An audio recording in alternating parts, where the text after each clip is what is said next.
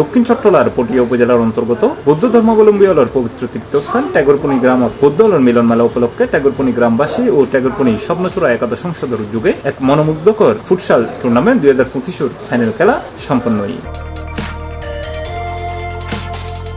ট্যাগরপনি স্বপ্নচূড়া একাদশ সংসদের সভাপতি বাবু সুমন বড়ুয়ার সভাপতিত্বে ফাইনাল খেলাত উদ্বোধক আছিল বাংলাদেশ বৌদ্ধ যুব পরিষদের মহাসচিব প্রকৌশলী বাবু সীমান্ত বড়ুয়া, শ্রী শ্রী সাক্ষুরাজ লোকনাথ সেবাশ্রমের পরিচালক বাবু ডালিম বড়ুয়া, প্রধান বক্তা আছিল আলোক ট্রেড লিঙ্ক ইন্টারন্যাশনাল লিমিটেডের পরিচালক ইমরানুল হক মুন্না। এছাড়াও বিশেষ অতিথি আছে বাংলাদেশ বৌদ্ধ যুব পরিষদের সহসভাপতি বাবু সুমন বড়ুয়া বাপ্পি, বিশিষ্ট সমাজসেবক বাবু সঞ্জয় বড়ুয়া।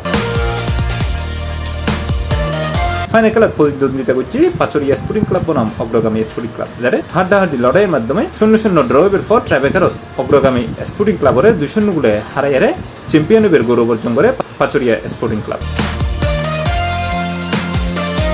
খেলার প্রধান রেফারির দায়িত্ব পালন করছে ফেনী সকার ক্লাবের কৃতি ফুটবলার মোহাম্মদ সেলিমুল্লাহ ও ধারাভাষ্যকার হিসেবে আছেন বাবু পলাশ বড়ুয়া হলো। এছাড়া খেলার ম্যান অব দ্য ম্যাচ পাইয়ে পাচুরিয়া স্পোর্টিং ক্লাবের প্রবীর বড়ুয়া, টুর্নামেন্টের সেরা গোলদাতা হয় অগ্রগামী স্পোর্টিং ক্লাবের বিক্রম বড়ুয়া, সেরা খেলোয়াড় হয় পাচুরিয়া স্পোর্টিং ক্লাবের প্রবীর বড়ুয়া ও সেরা গোলকিপার হয় বাঁশখালী বুদ্ধিস্ট এফসি ফুটবল একাডেমির গোলকিপার শিমুল বড়ুয়া।